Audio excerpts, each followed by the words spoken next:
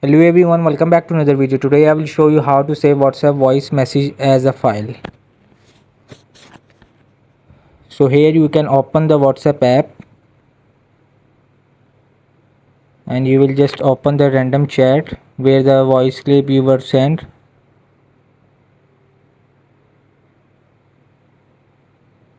So here is the random voice clip. You will just hold it and click to share. So there is no option to save directly, so you will just upload on Google Drive. Because this clip not spotted in editing CapCut application, so you will just save in Google Drive.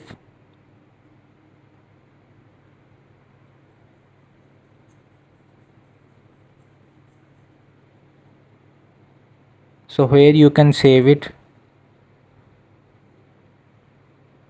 So this is how to save the voice note from WhatsApp.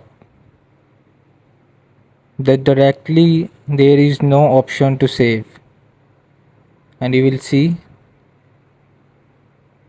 it's played.